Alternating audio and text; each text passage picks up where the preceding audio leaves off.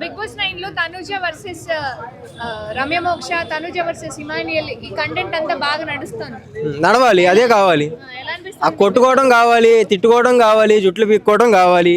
Big boss season 9 అంతకు మించి నాగార్జున గారు ఫస్ట్లోనే చెప్పారు.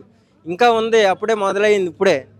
ఇంకా అంటే ఇప్పుడు తనుజ వర్సెస్ రమ్య మోక్ష అవుతుంది కదా, వాళ్ళిద్దరి పాయింట్ ఎంతవరకు కరెక్ట్ అంటారు? నిజంగానే రెండు చేతులు కలిస్తే చప్పట్లు అని విజిల్ సౌండ్ వేసి ఇలా చెప్పడం కూడా చాలా మంది నెగిటివ్ గా చూస్తున్నారు. అప్పుడేమో చిరాకు పడింది, ఇప్పుడే మళ్ళీ చేతులు వేపించుకుంటుంది అని. ఇప్పుడు నెగిటివ్ చేసిన వాళ్ళు నెగిటివ్ చేస్తారు, పాజిటివ్గా చూస్తారు పాజిటివ్గా చూస్తారు. అది చూసే కళ్ళ బట్టి ఉంటుంది, మనం మాట్లాడే మాట బట్టి ఉంటుంది. సో దాని గురించి మనం మాట్లాడటం కూడా వేస్టే. చెయ్యి వేయించుకోవడం ఆమె ఇష్టం, అది ఆమె బాడీ ఆమె ఇష్టం. ఆమె వేయించుకుంది, చూసే వాళ్ళకి మనకి చూడండి, ఆనందపడండి. నీ లవరా, మీ అక్క, నీ చెల్లె కాదు కదా, చూసేవాడు చూడండి, చూడని వాళ్ళు వెళ్ళిపోండి అంతే.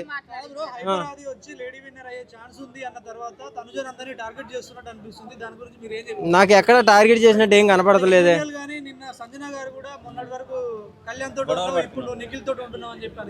అది వాళ్ళ ఇష్టం, ఎవరితో ఉండాలన్నది మనం చెప్పకూడదు.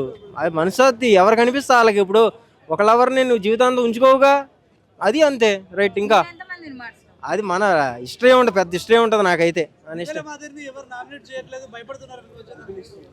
భయం కాదు, ఆమె అంటే ఒక ఆపరేషను. ఆమె గుర్తొచ్చేది ఆమె పేరు ఎత్తితేనే ఒక గొడవ. మాధురి అన్న పేరు ఎక్కడ ఉన్నా సరే అక్కడ ఒక ఆపరేషన్, ఒక గొడవ మొదలయ్యిద్ది.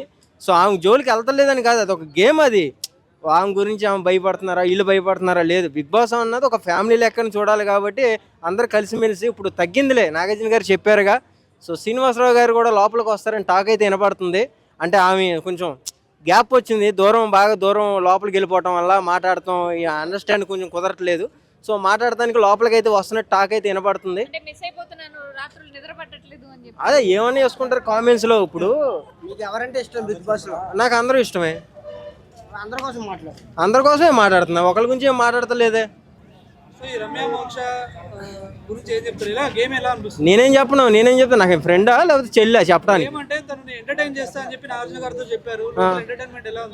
బానే ఉంది, అయిపోయి కావాలి జనాలకి. ఎందుకంటే ఆ తిట్టుకోవడం, ఆ కొట్టుకోవడం, ఆ తిట్లు, ఆ గొడవ, ఆ లవ్ అయ్యే కావాలి. బానే ఉంది, అందరు దొంగలే అందరూ. అందరికీ సూట్ అయింది. ఒరిజినల్ గెటప్ ఇచ్చారు నాగార్జున గారు. ఇంకా అంటే ఫ్యాను కరెంట్ పోయింది అక్కడ, కరెంట్ వచ్చాక దుమ్ము పైకి లేసిద్ది రైట్. ఇంకా అందరూ అవుతారు. ఎంచుకోవడం అంటే బెటర్ ఆప్షన్ నాకు ఇంక ఎవరు కనపడలా. చెత్తే, బిగ్ బాస్ సీజన్ 9 చెత్త. నాకు అర్థం కాల.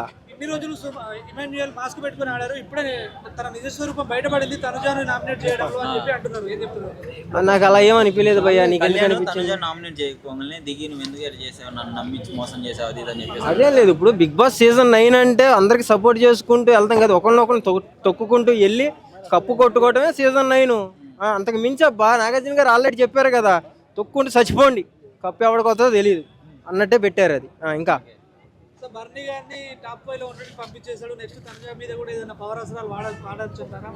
ఎవరి మీద వాడతారు ఏంటన్నది మన చేతిలో లేదు.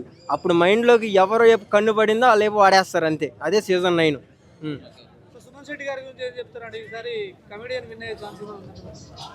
చెప్పలేము, ఆల్రెడీ ప్రోమోల్లో ఫోటోలు అన్ని ట్రోల్ చేసేస్తున్నారు కప్పు ఆయనకే అని. నాగార్జున గారు చేతమ్మటి ఇచ్చేస్తున్నట్టుగా చెప్పలేం బై లక్. ఎందుకంటే ఆయన కెప్టెన్ కొట్టాడు కాబట్టి ఎక్కడ కూడా దొరకట్లా. స్టెప్ బై స్టెప్ చాలా మంచిగా ఆడుతున్నాడు.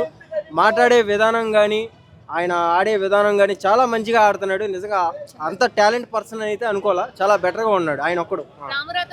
ఎలా అనిపిస్తుంది? ఇప్పుడు చాలా ఫైర్ అయిపోతున్నాడు నామినేషన్స్ లో. అంటే ఎందుకు అవుతున్నాడు అంటే, మొన్నటి దాకా మెత్తగా ఉన్నాడు అబ్బా, పాము పడుకుంది, ఇప్పుడు లేచింది, పడగిప్పింది.